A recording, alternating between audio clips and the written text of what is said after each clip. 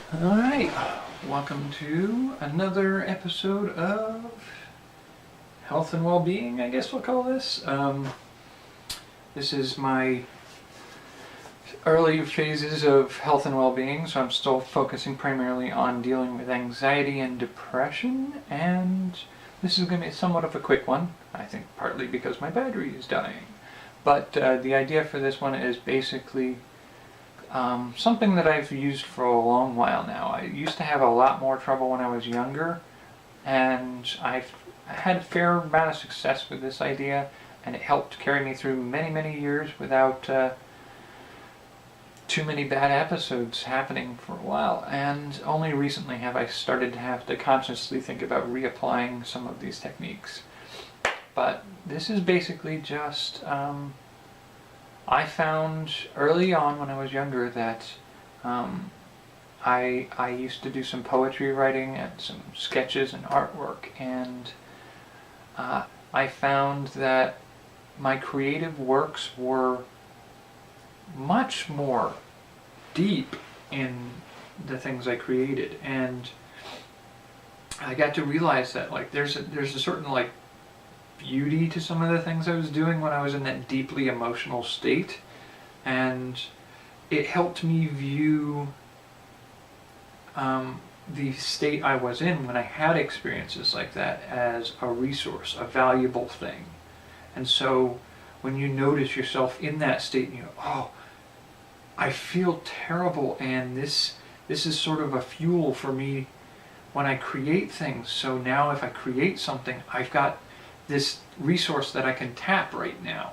And so the funny thing about some of that is when you're feeling bad and you realize feeling bad gives you something valuable, you're excited, and suddenly you lose the feeling bad, which I'm all good with. If I'm feeling bad and suddenly, I'm excited to feel bad and then I'm no longer feeling bad, I'll take it. But if I also manage to create something, it means that when I'm not feeling as bad, I'll be able to look back on that and see it as a really deep, profound work. It's not always going to be amazing work. Some of it looks a little trite now as I get older and look at it, but I did find that being able to see it as valuable and a resource for expressive creativity made it easier to work my way through that period. It gave it a purpose and a value, and so it wasn't just this miserable thing you were stuck feeling for the time. It was meaningful.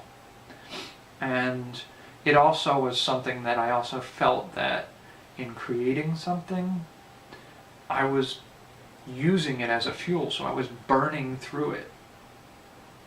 And that was also valuable. Just when you're using it up, it means it's not going to be there as much. It's a fuel, it's finite, you'll work through it. And I found that a really valuable way of handling things. And to this day, when I look at doing that now, if I'm in the midst of feeling terrible and I start doing something creative, the sense of satisfaction I get from it,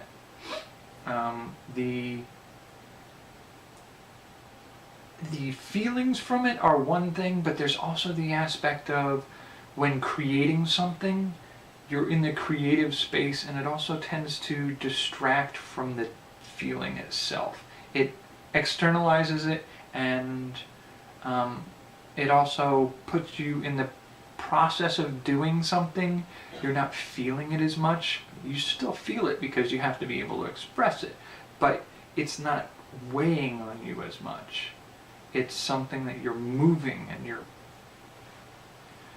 you're in the process of doing something, much like last week's episode where I talked about doing something, and it breaks up the momentum. When you're creating something, it breaks up some of that heavy weight. It gets it moving.